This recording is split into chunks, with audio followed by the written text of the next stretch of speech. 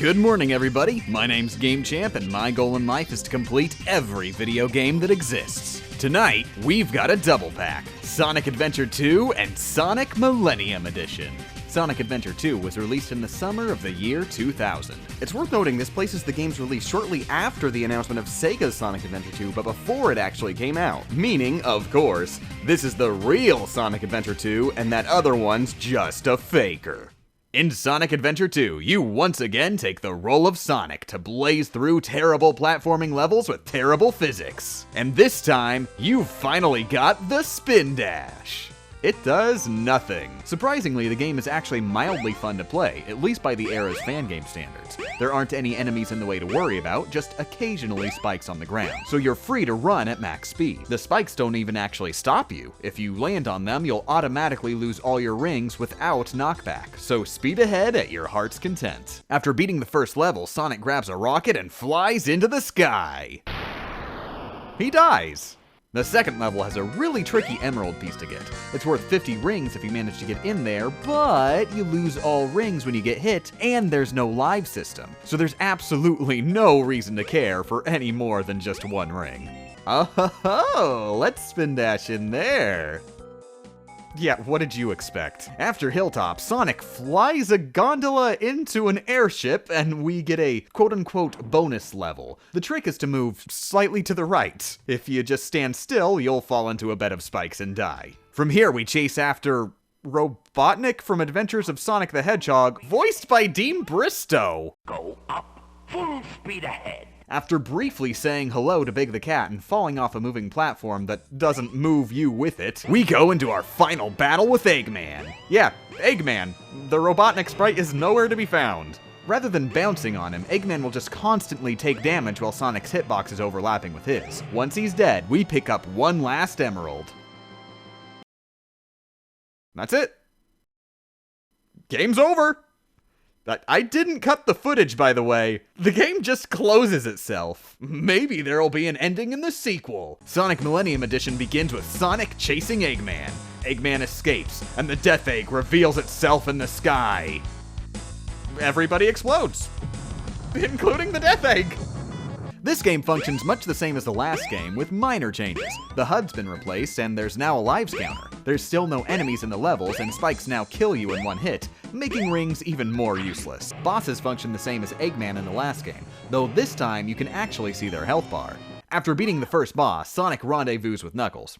Knuckles punches Sonic in the face! You might notice a few of these levels are remakes of levels from Sonic Adventure 2, this time with different characters. Here we play as Knuckles, who has a lower jump height. And something really weird happens here. In every one of these fan games so far, including this one, when you land from a jump, you lose all momentum. But in this level, there's very specific platforms where you don't lose momentum when you land. It's not uniform, there's no way to tell which platform is which before landing on it, and it's perplexing. This game solved one of the longest running problems of the Sonic fan game industry, and I guess nobody even realized it. After a boss fight with Metal Sonic, he has a weird premonition of the future. It's no use. And Sonic blasts off into space. Luckily, he doesn't die this time. This is another quote-unquote bonus level where you play hide-and-seek with an emerald tucked away between these robots. After finding it, the Death Egg explodes. Sonic falls into Hidden Palace.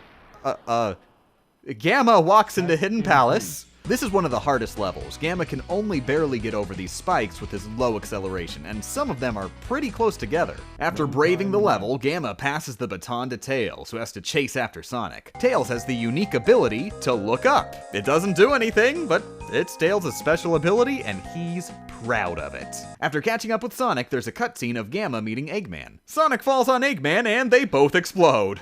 At this point, I'm used to it. In the next level, it's actually possible to get 100 rings thanks to Big the Cat. When we get 100 rings, we don't get an extra life. We get infinite extra lives. I was wondering if we'd ever see a game this badly programmed.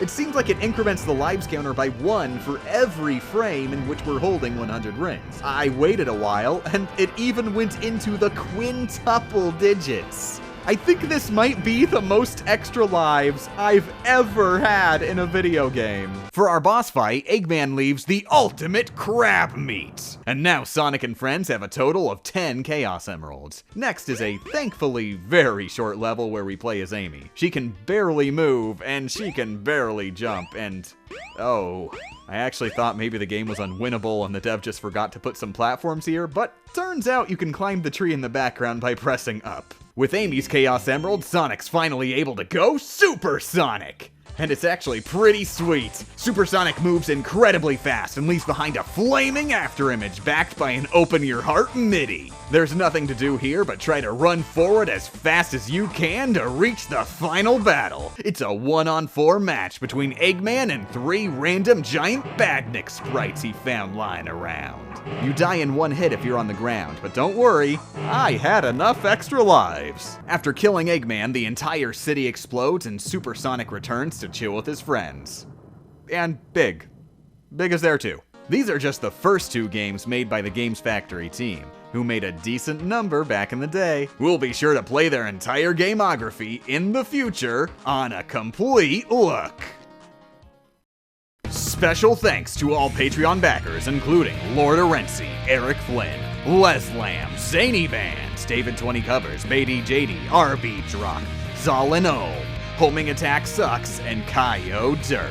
Let me know how much this video sucks and how I can improve in the comments below. Arigato gozaimasu desu for watching, and get out of my house.